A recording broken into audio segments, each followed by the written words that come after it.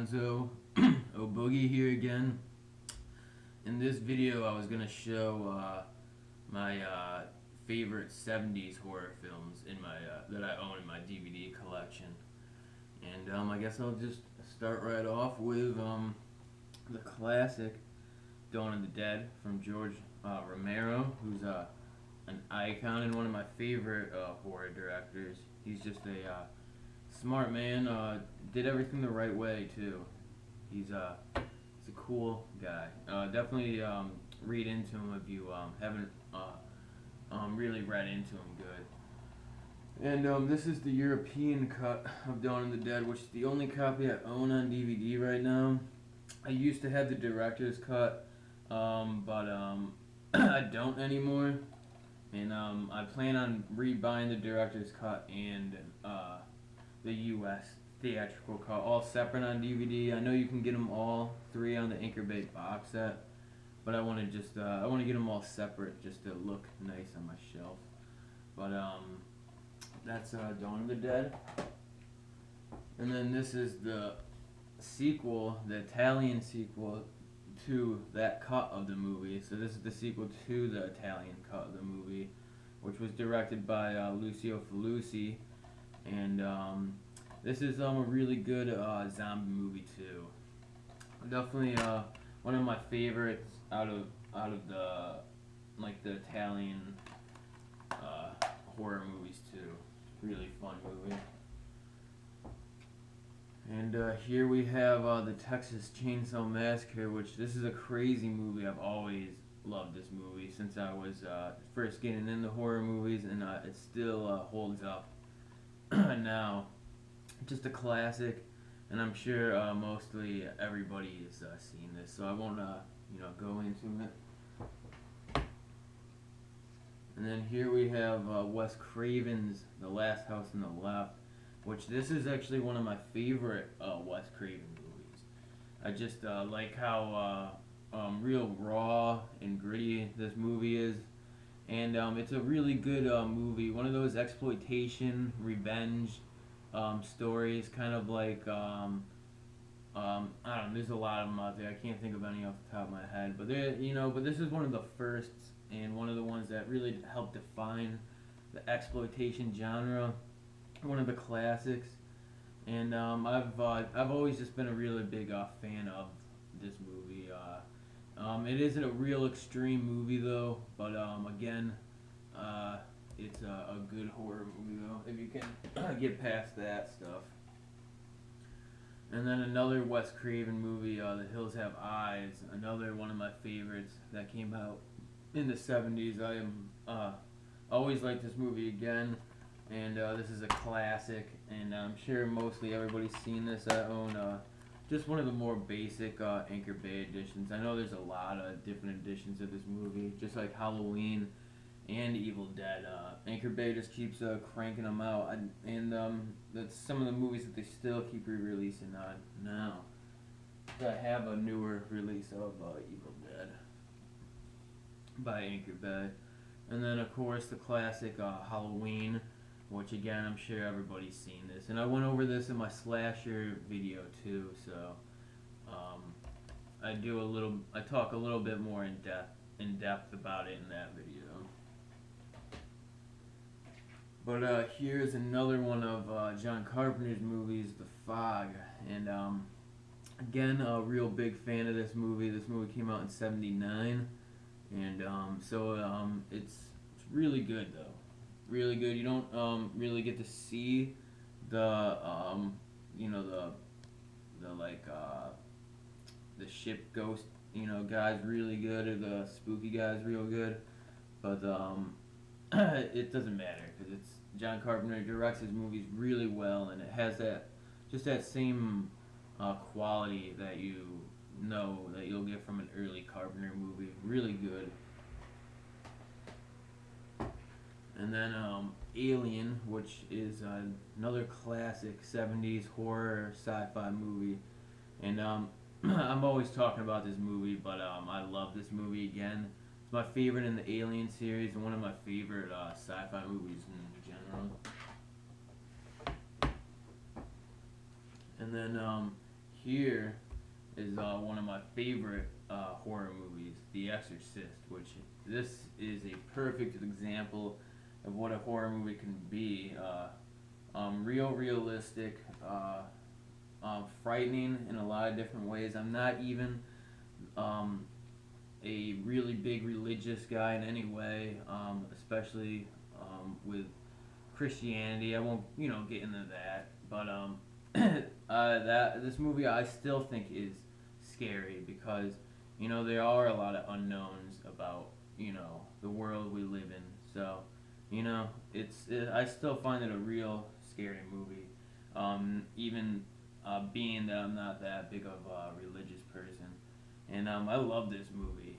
I seriously do. I wish I could make a horror movie just like this because this movie is just perfect in my eyes. It's so scary. It is extremely sad and intense, but maybe not a B movie fun night movie to watch, but more of a serious, real serious horror movie.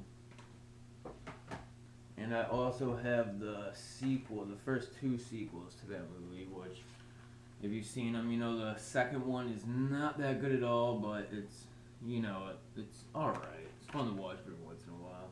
And then the third one, which isn't a 70's movie, this actually came out in the 90's, but I just wanted to bring it up because this is a really good one. And if you passed over this one because you think that the early sequels are crap or something like that, definitely take a second chance with this one because this one is directed and written by the guy who wrote the first one. So it's got that in it, but it's also just a really good movie too, and it has who is it? I know it has Brad Dourif in it, who is who did the Chucky voice and a lot of other cool movie roles, and also George C. Scott, which is he's a good, really good actor. Definitely would suggest checking out The Exorcist 3 if you haven't seen it yet, and like Exorcist movies. And this is Phantasm, which is a classic 70's horror movie. Definitely a good one. Directed by Don Carcerelli. He's coming out with a new movie now too, which seems pretty fun too. He's a good horror movie director.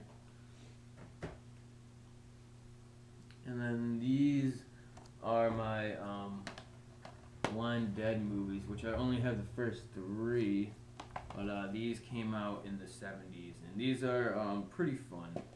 This is Tombs of the Blind Dead, and it's actually been a while since I sat down and watched these, so I can't really go over them too well, but it kind of has the same thing as The Fog, kind of like pirate ghost, but these ones I think are Spanish.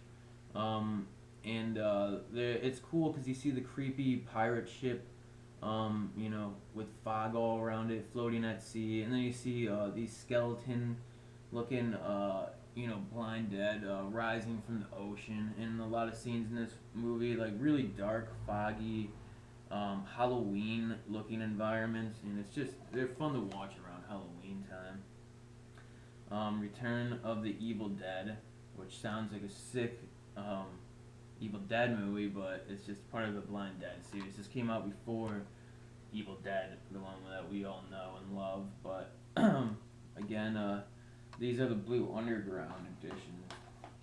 And this is the Ghost Galleon, which is the third out of the Blind Dead series. This one's pretty cool. Maybe my favorite. This one came out in '75, and I think it's like the most fun. I haven't seen the fourth one yet because I don't own it, but this one is like the most fun. The Blind Dead attack like a cruise ship with a bunch of models on it, and it's kind of fun. And I would suggest it not over the first two, but maybe just out of the, if you want to just check one out, I would check this one out first. But the first two are really good too. So that's hard to say. And then here is Argento's classic Suspiria, which I just love everything about this movie. it's just a perfect horror movie in my book, and Argento is the man. And this is one of his best movies I think he made. It's still my favorite out of all the ones I've seen by him. Again, great. Definitely haven't seen this. Gotta go out and buy it.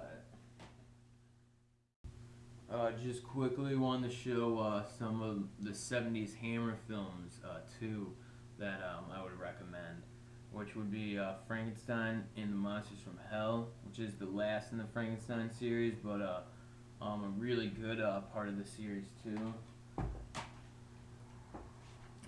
Dracula, AD 1972. This one's awesome.